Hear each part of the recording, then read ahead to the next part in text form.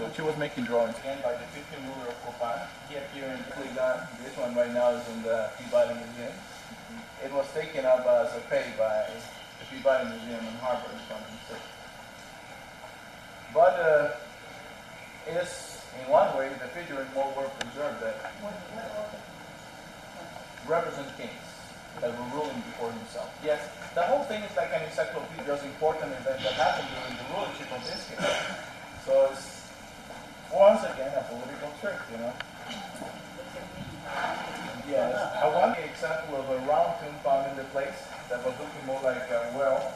I saw some photographs in National Geographic about this. Inside, a woman, buried up, represented in the place, but that doesn't mean that they were not holding up political power. Because to be buried inside here with all those artifacts, it means that she was a shaman.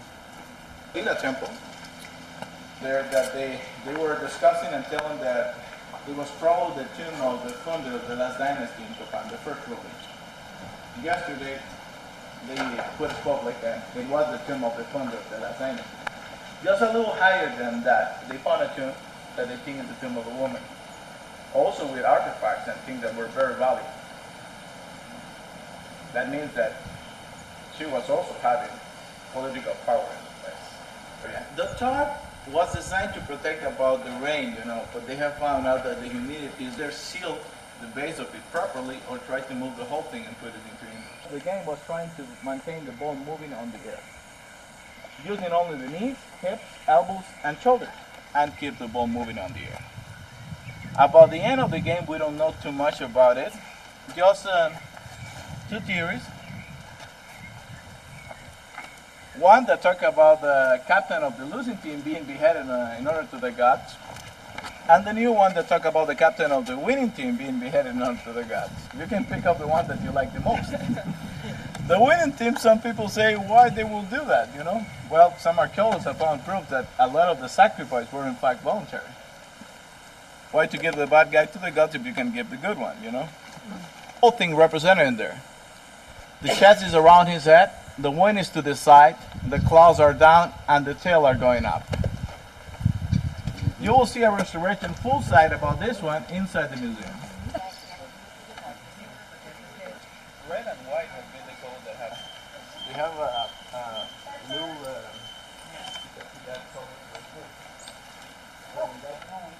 This again is the ball field. It's different than Chichen Itza. They don't have holes to put the ball through. They just had to hit the head up the top of the structure. You can hear the acoustic travel both ways at the same time.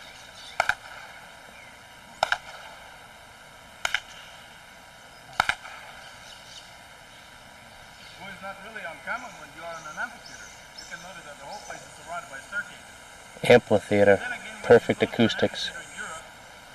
Be giving you some time for your own. I'll be giving a poker player or just the king itself.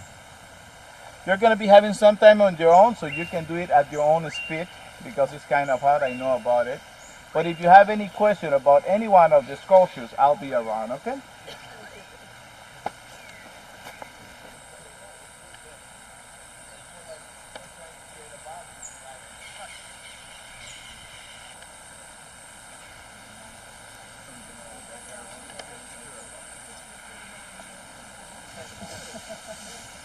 So that rustling we heard was the raking of leaves and not a wild animal.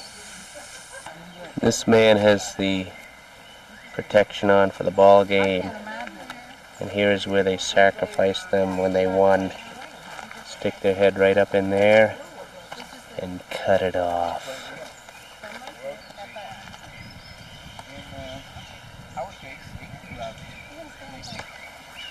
And here you can see why we tell that most of them represent 18 rabbits. Strong legs. No, in here just They were one. given a throne name and a... In here they know basically from the name that has been. Okay. We have now trod the fields where the Maya fought and died and sacrificed themselves willingly to their many different gods, 22 different gods. But we had fresh, clean water to drink on our trek through Copan,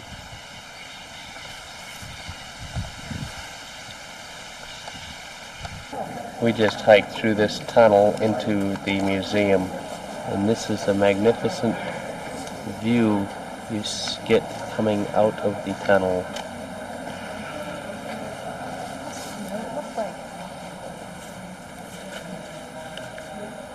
Here they are transporting an original hieroglyphic statue into the museum for preservation from erosion. They have real grass inside the museum with the hole in the roof. They use macaw head markers on the ball courts, which is what you hit with the rubber ball to score points and win getting your head cut off. Toad images were frequently found in the rural sections of the valley.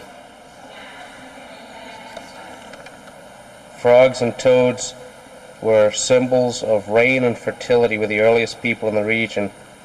Today, Maya people still revere them as the harbingers of rain that brings their world to life. These stone receptacles were used for liquid offerings to the gods. These cabezas have a variety of expressions. It's a collection of heads. 2 heads and a monster mask. Collection of Aha heads.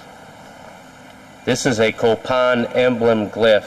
Each city had their own glyph, I guess depicting the tribe they're from. This is a leaf-nosed bat.